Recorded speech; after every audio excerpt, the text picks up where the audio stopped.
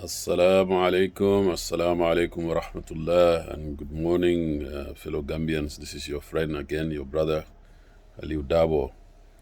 I have a few questions after receiving yet another batch of videos and photos about crime, about, different things.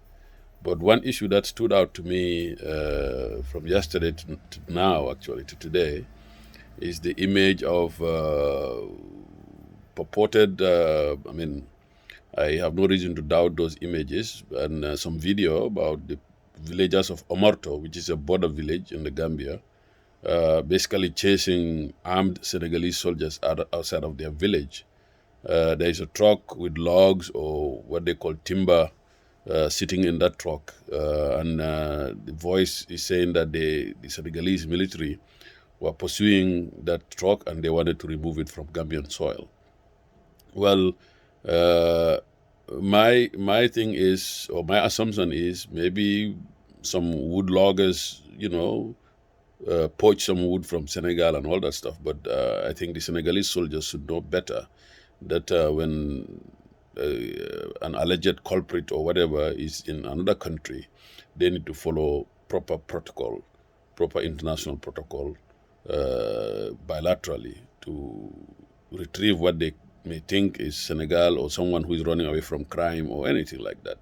I'm not condoning anybody committing crime in Senegal and running into the Gambia, but I am equally not condoning the fact that Gambia, a sovereign, independent country with clear territorial, lines and boundaries, should allow any soldiers, as socially and culturally close as we are to Senegal, does not mean that the Senegalese military should just cross the border brazenly like that in pursuit of anything, even if it's a criminal. Once the person is entering or has entered the Gambia, they need to employ diplomatic and other security protocols, bilateral lines of communication to address that issue.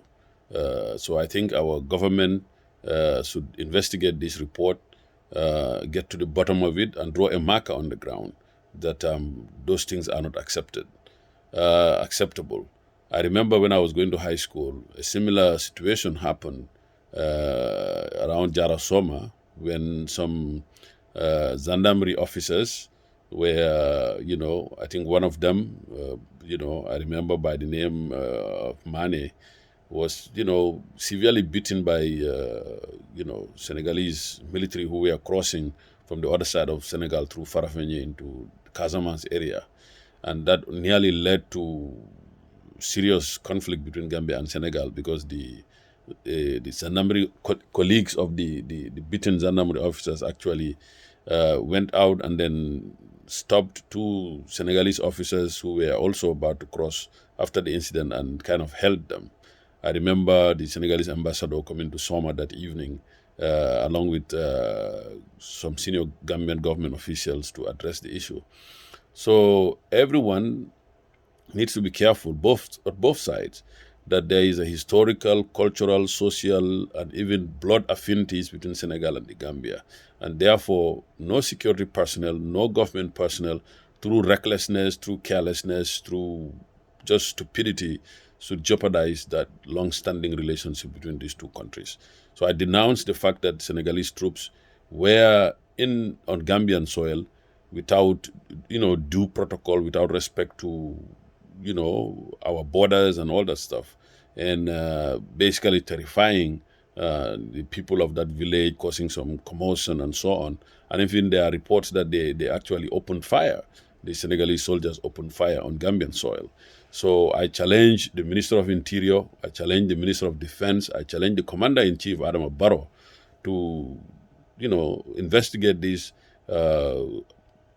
reassure Gambians that they are not at the threat of being invaded by our neighbors or for whatever reason. I'm not being alarmist, but it's like I have my compound, I have my home, and somebody who thinks he's more powerful than me, basically bulldozes my fence every day and gets inside my house all the time that he wants. So that has to stop. I mean, to be small does not mean to be disrespected. So we should not allow that to continue. And then also there are other questions that Gambians are asking. All these kind of proliferation of violent crime in the Gambia, all these incidents with the Senegalese, are they build-ups to cause some chaos or confusion ahead of registration exercise, voter registration exercises, ahead of the presidential election slated for December and all that stuff? Is there any malicious intent in all of these things? I mean, I don't know the answer. These are questions being asked in several social media platforms, and I think it's important for our intelligence services, for our law enforcement people to thoroughly investigate them to make sure that there are no plots, no ploys to influence either way or anyway the registration exercises and the coming presidential election. National security is very sacrosanct. It's non-partisan, and it should be important to every Gambian. We should put politics and party aside as far as national security issues are concerned, and there should not be any election calculations in addressing these urgent problems. Okay, I basically urge the government to step up, clarify some of these issues, make statements, and usually don't wait until there is a lot of clamor and noise before they make statements. I mean, the people who are supposed to give information, are the police, the law enforcement. I know it mostly always comes from the state house, but I think for credibility of this information, for people to have trust in this information, let the frontline people who are directly au fait with what is happening step out, make press conferences, and give statements, just like it is done in most democratic countries. In America, here, if a crime occurs in a county, of course there are different law enforcement agencies that collaborate, but they give leadership mostly, depending on the nature of the purported crime, to the local authority, and these people will stand by, flank, and then if there are questions that are relevant to the FBI will answer that. If there are questions relevant to the district attorney, they will answer that, and so on and so forth. We should do the same in Gambia. We have regional police commissioners. When things happen, those are the people who should step up to the podium because they are the ones closest to the scene of the problem to reassure Gambians, but also to clarify. It's a lot of rumor. Gambia is like a rumor mill, man. Every day, something that can destabilize somebody, you getting information that can make you basically have a heart attack and all that stuff. And I don't know, maybe there are people already having heart attacks because of it. So to be a leader of a government, to be in charge of a government, to be part of a government at a serious or responsible level requires that you step up to the plate when it is needed to reassure Gambians. Like I said yesterday in my post, security is both a state of mind and also basically a physical thing. It's not just my physical safety, but the feeling that I am safe is also important. That's why security is also a state of mind. If somebody has a lot of guns protecting him, a lot of, even a castle protecting him with, armored vehicles around it, if they do not feel secure inside of them, that castle and all those don't matter. So that's what's happening in the Gambia. People are living in the four walls of their houses with burglar proofing, with everything, but still they are not feeling secure because of the incidents that are happening around them, because of the messages they are receiving on social media and so on. So it's very essential for the government to just come out, make statements proactively. Don't wait for people to clamor for information. Give information because the citizens will use this information to protect themselves.